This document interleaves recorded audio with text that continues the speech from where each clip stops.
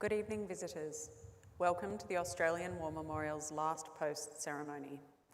My name is Holly Pritchard, and joining us today from the Royal Australian Air Force is Squadron Leader Guri Singh. 2026 marks 125 years of dedicated service by the Royal Australian Navy and its predecessor. Today, we remember and pay tribute to Cook's mate, William Hare. We warmly welcome his family who are watching the live stream of this ceremony in England. This evening, we warmly welcome, representing the Naval Association of Australia, Mr. Dennis Lyons. We welcome the veterans who have served, those that are still serving, and the families that love and support them. The live stream of this ceremony is made possible by the Returned and Services League of Australia and the RSL and Services Clubs Association. We welcome members who are watching the broadcast of this ceremony across Australia. During this evening's ceremony, wreaths will be laid at the base of the pool of reflection by a representative of the family, visitors to the memorial, and students on behalf of St Catherine of Siena Catholic Primary School visiting from Prestons, New South Wales. If you are able, please stand and join in singing the national anthem.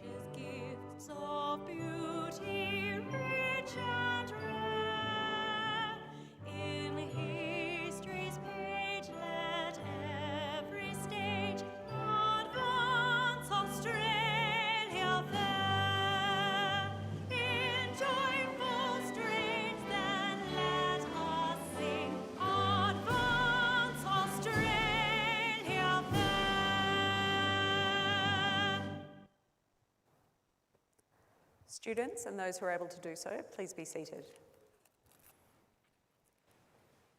The Australian War Memorial was the vision of Charles Bean, Australia's First World War official historian.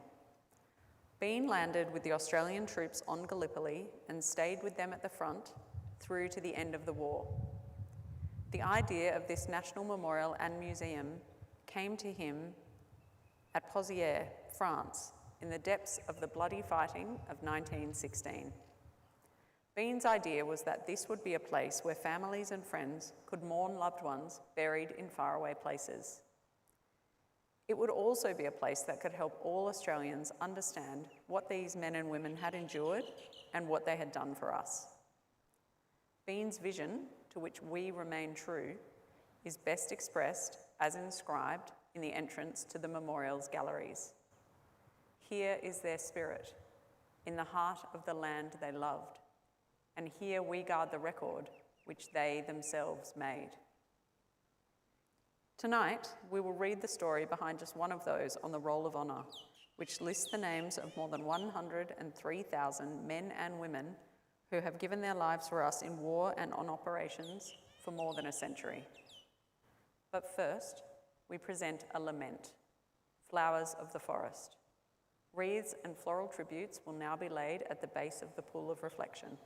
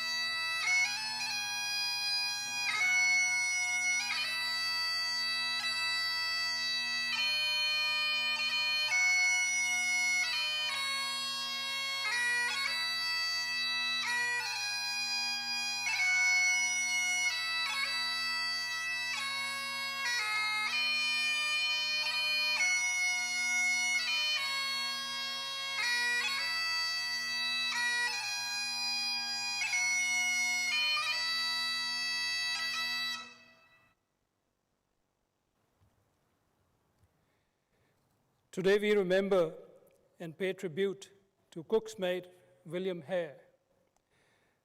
William Hare was born on the 3rd of September 1894 in Yorkshire, England, to Thomas and Louisa Hare. He was one of 5 children born to the couple and attended school locally. His was a farming family.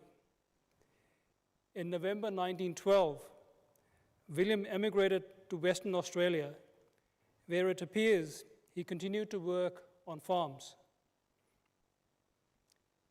In April 1914, at the age of 19, Hare volunteered for service in the Royal Australian Navy, enlisting for a period of 5 years.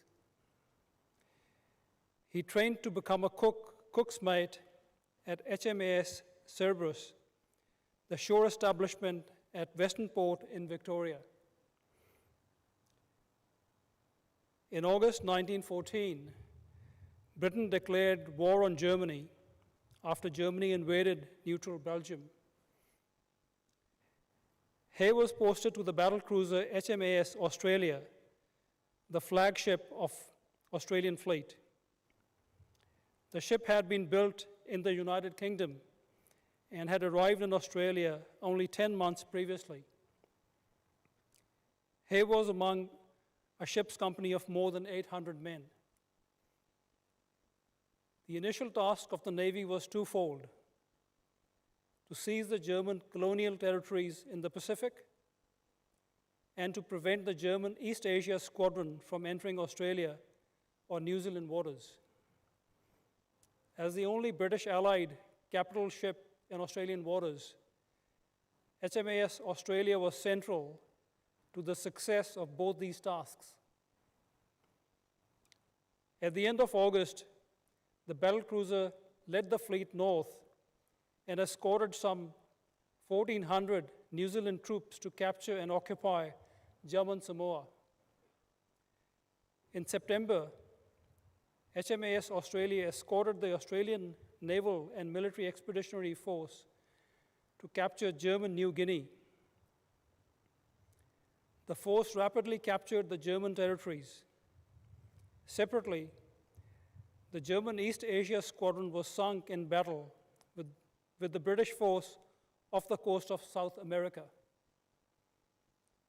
With the threat to mainland Australia defeated, HMAS Australia sailed to join the British Grand Fleet and was based at Rosyth in Scotland. The Royal Australian Navy had been designed as a fleet unit of the Royal Navy, meaning that its ships and its men were interchangeable with the British ships and British men. Hare qualified as a cook's mate in February 1915.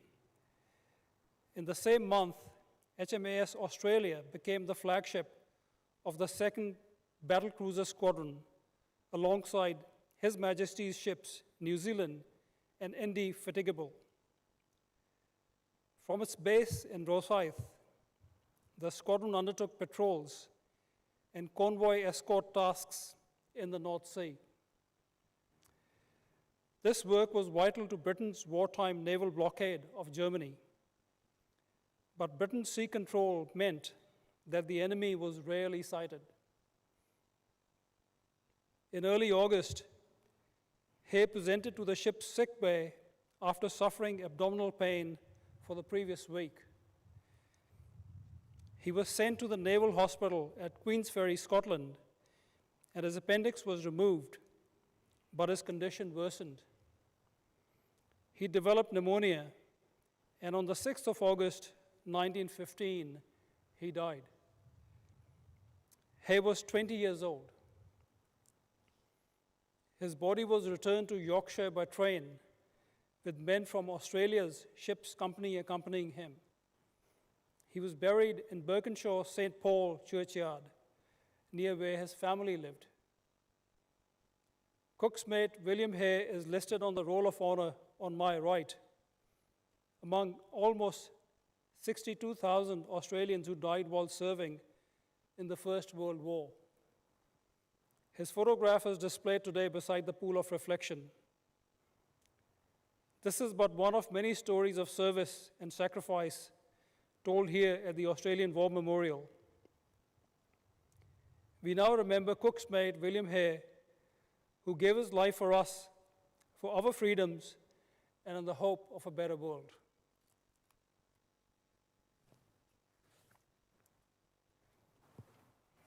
Please stand for the reading of the Ode and the sounding of the last post.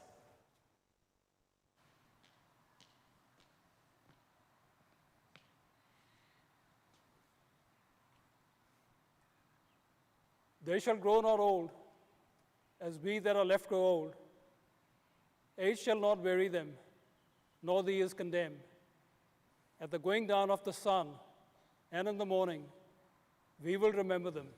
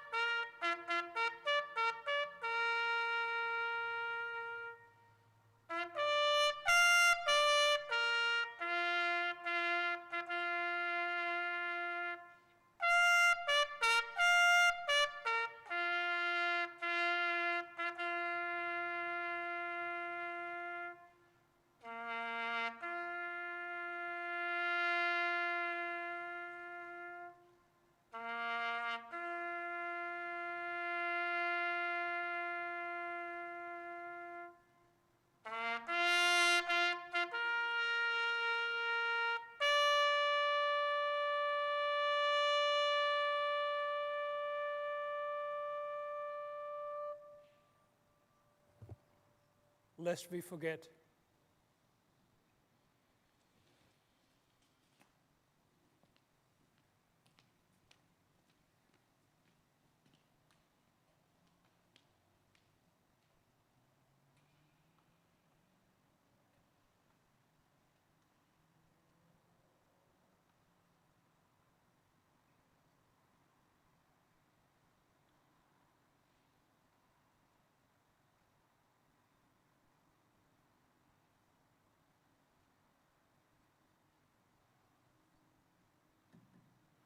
We leave you this evening with the words of the memorial's founder, Charles Bean.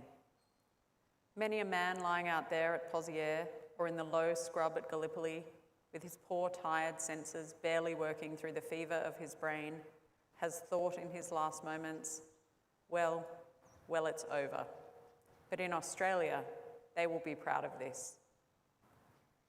Ladies and gentlemen, girls and boys, that concludes the last post ceremony.